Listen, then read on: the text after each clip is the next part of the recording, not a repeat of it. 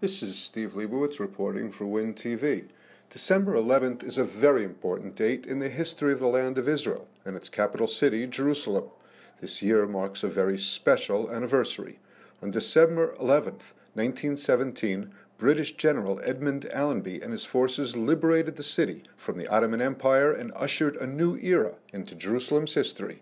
It was a legendary moment exactly 100 years ago, when General Allenby and his troops made a dramatic entrance through the Jaffa Gate. A Hanukkah miracle and a Christmas present are two of the titles given to the event that marked the overthrow of 400 years of Turkish rule, as the Ottomans surrendered Palestine to the British Empire. A formal announcement was made in the British Parliament, church bells rang out throughout Europe in Thanksgiving, and special prayers were recited in synagogues. The liberation fell on the Chanukah holiday, and Jews viewed the event as a Hanukkah miracle, the beginning of the fulfillment of a promise of revival and sovereignty. About 50 years later, the Jewish state was born, with Jerusalem restored as the modern capital of the newfound nation of Israel. I spoke with Lenny Ben-David, who is authoring a book on the 100th anniversary of the Allenby conquest. Ben-David told us a little-known story of Allenby and Chanukah. Lenny Ben-David, you've written a book, American Interests in the Holy Land, 1840 to 1940, filled with unbelievable photographs. How did you come up with this book? My discovery of the photographs was purely accidental. I was looking for a document in the Library of Congress online, a policy document. And when I typed in settlements, up popped the phrase, Jewish colonies and settlements in Palestine. I said, what? And when I went, I discovered that the Library of Congress had 20,000 newly digitized photographs of Palestine. And many libraries around the world, I discovered, from the British Library to universities in the United States to an Irish church, have all digitized photographs, and people are not aware of them in existence. I'm going around and discovering them all over the world. And moreover, in many cases, at the Library of Congress or Harvard, their captions are wrong, or they didn't know what the picture was. And that's where I came in to fix it. And I realized, I've got a story here. And that's where the first book came off from. Now, this is all about American interests in the Holy Land, presumably American presence in the Holy Land. Did you come across names of Americans that were here that you didn't even know were ever here? Well known is the visit of Mark Twain, for instance. There was a visit by President Grant after he left office. A few words about his visit here. But more importantly was a visit by William Seward, who was Lincoln's Secretary of State.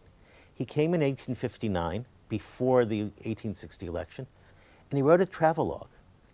And in his travelogue, he said, the Jewish population of, the population of Jerusalem is 1/4 Christian, 1/4 Mohammedan, and 1/2 Jewish.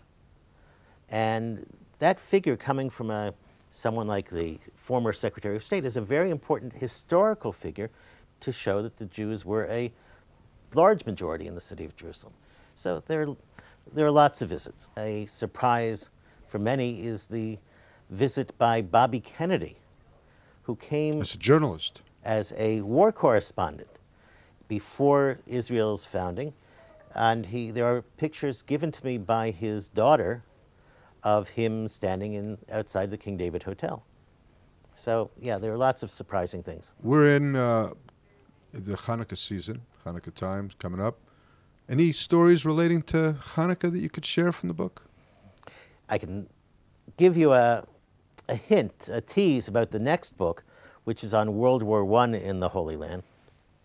And people don't remember or don't know that the commander of the British Army in Palestine, General Allenby, entered the city of Jerusalem on Erev Chanukah, the eve of Chanukah. And he knew it.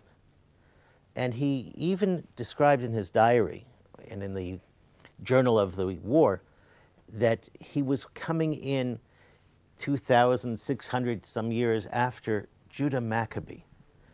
And it's amazing how he understood the role that he was playing in emancipating, liberating the Jews of Jerusalem at the time, who were under terrible, terrible conditions. According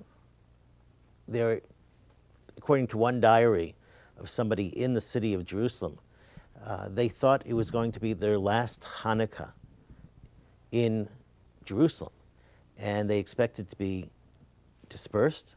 They expected the city to be destroyed because they had heard the crashing booms and the barrages that the Turks unleashed on Nebi Samuel on the outskirts, which was leveled to the ground. And they suddenly heard the boots of the soldiers coming to expel them from their cellars and where they were hiding. And they were the British soldiers who were coming to rescue them. So this was a Hanukkah story of the ultimate rescue.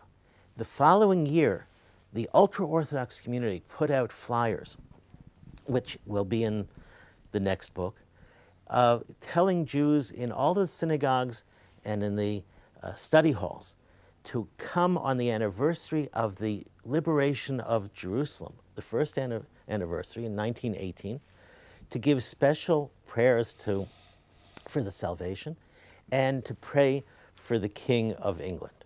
It's 100 years since Allenby's conquest. To mark the event, for the next 10 months, you can visit a special exhibition titled The General and a Gentleman, Allenby at the Gates of Jerusalem, at the Tower of David Museum at the entrance to the Old City of Jerusalem.